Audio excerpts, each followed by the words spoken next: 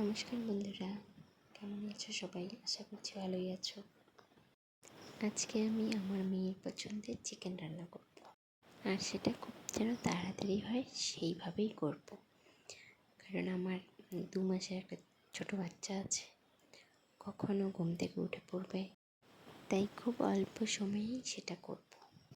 তাই রান্নাঘর থেকে কুকারটা থাকার ঘরে নিয়ে আসলাম, যেখানে আমার ছেলে মেয়েরা আছে।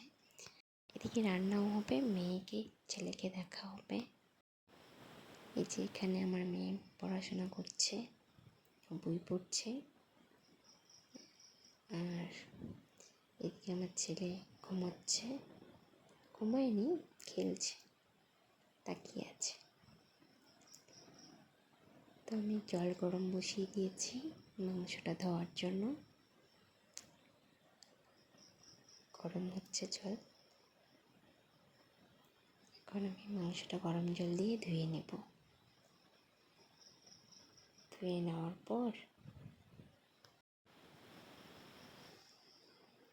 ভাবলাম এই ঘরেই রান্না করি, তাই কুকারটা এখানে নিয়ে আসলাম। আমাদের রান্নাঘরটা একটু আলাদা, তো তাই মেয়ের এখানে নিয়ে এসেছি রান্না করার জন্য। আমার ধোয়া হয়ে গেছে,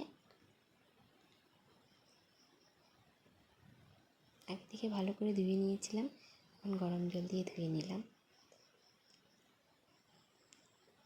এখন এটাতে লেবু চিপে দিচ্ছি, কিছুক্ষণ এটা ঢাকা দিয়ে রেখে দেব।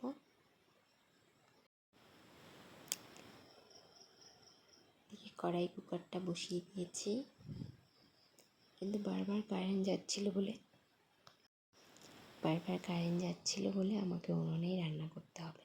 তবে আমার উনুনে রান্না করতে ভালোই লাগে, ভালো রান্নার স্বাদ অনেকটা ভালো হয় গ্যাসের থেকে, কারেন্টের থেকে। কড়াইটা বসিয়ে দিলাম,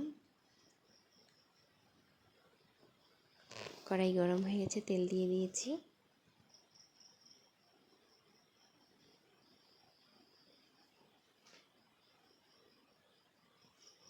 আলুগুলো ভেজে নেব।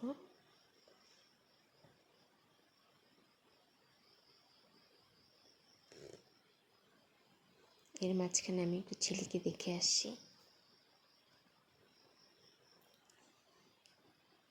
হলুদ দিয়ে দিলাম, একটু লবণ দিয়ে দিলাম। এখন একটু হালকা ভেজে নেব।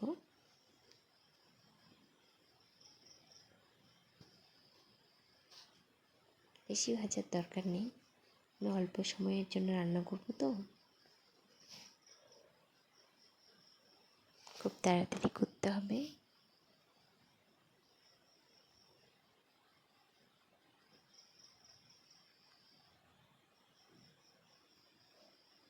এখন আমি ফোড়নে তেজপাতা দিলাম,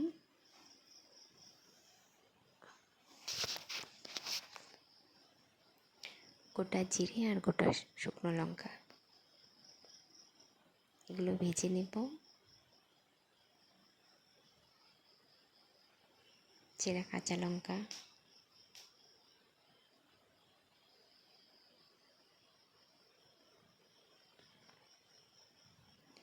টমেটো দিলাম, এগুলো একটু ভেজে নিয়ে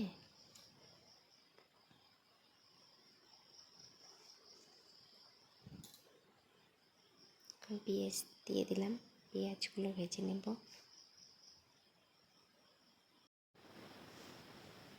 পেঁয়াজগুলো ভেজে নিচ্ছি।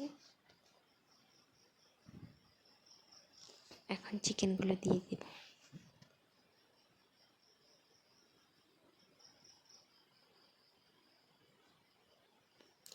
চিকেনগুলো হালকা ভেজে নেব।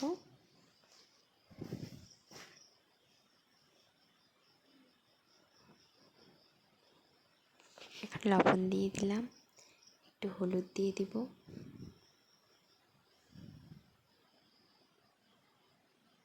আর অল্প ভেজে নেব। তারপর নাড়াচাড়া করে ঢাকা দিয়ে রাখবো।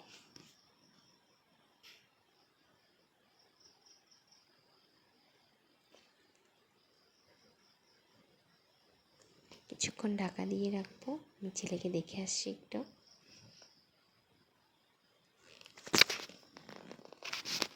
এখনো খুলে নাড়াচাড়া করছি। এখন মশলাগুলো দিয়ে দিব, আদা বাটা, আর একটু নাড়িয়ে নিচ্ছি।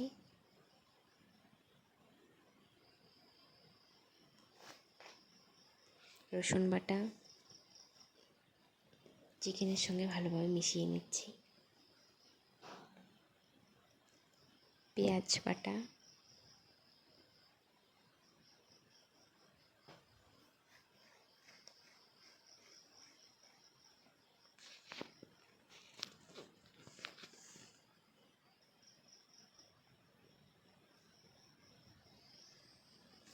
আলুগুলো দিয়ে দিলাম।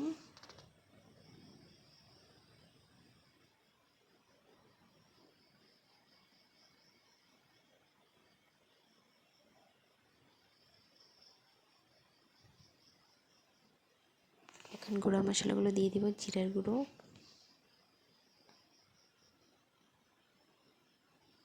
লঙ্কা গুঁড়ো।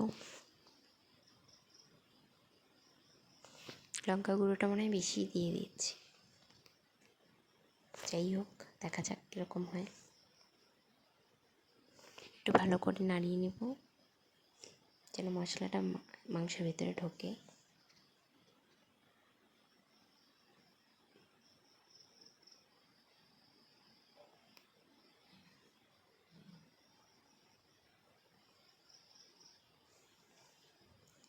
একটু জল দিয়ে নাড়াচাড়া করে ঢেকে রাখবো।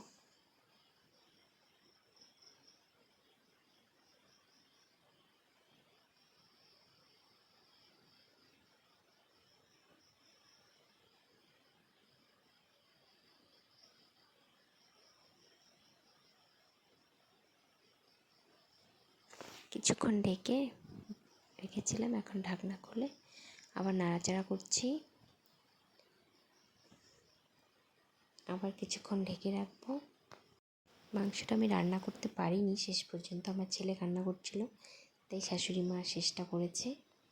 রুটি করেছে। এই যে মাংসটা রান্নার পর এখানে আমার মেয়ে খাচ্ছে।